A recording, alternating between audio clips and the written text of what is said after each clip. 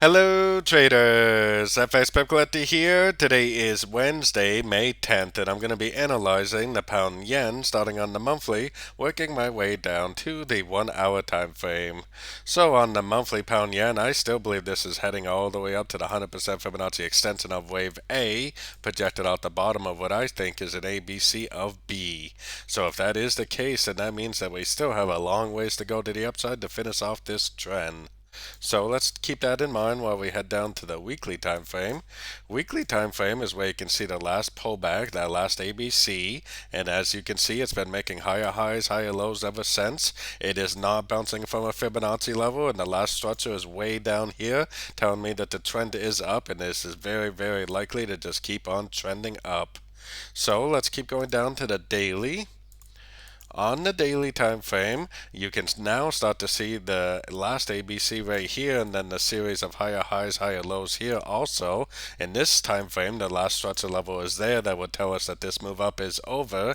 It looks like it's probably in an ABC right now, and like I said, we're not bouncing off a Fibonacci level. Really, this pullback is probably because we just had a break of structure to the upside. I believe that this move down is just going to be a correction to the uptrend, and I do believe that it will just keep on trending up. So today we definitely do have CPI news for the dollar pretty shortly in about 2 hours. So the dollar news definitely does affect the yen pairs usually, so definitely keep an eye on that today.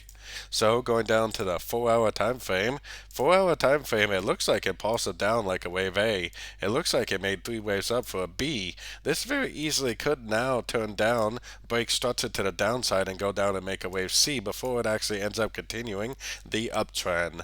Now looking at all yen pairs, I definitely do see the possibility that even though it looks like an ABC or B, that it just keeps on drifting up and just keeps on continuing the uptrend. So I definitely would not even think about going short until I see a break of structure to the downside and confirming that this is an ABC or B and that it is going back down probably on around the 1 hour time frame. So going down to that 1 hour time frame is where you can see these higher highs, higher lows for the A. This looks like three ways down for the B, and this does look like a possible wave C. So if this does go down, make a nice big engulfing move down and take out structure and close below structure, that's what will tell me that this is a wave B, and that would be a good entry to go short to trade the wave C. But like I said, I do definitely see the possibility that all the yen pairs just keep on trending up. If that's the case, then it'll just make another higher low, probably just make another higher low later and just keep on trending up. So if it never breaks structure to the downside, I would just keep on looking for longs in an uptrend, at least until I do see some sort of a structure break to the downside. And if it does break structure to the downside, it's probably going to go down and make that wave C like I was showing on the 4 hour time frame. So don't forget to join my free Discord channel. The link for that is on the screen and in the description. Thanks and happy trading.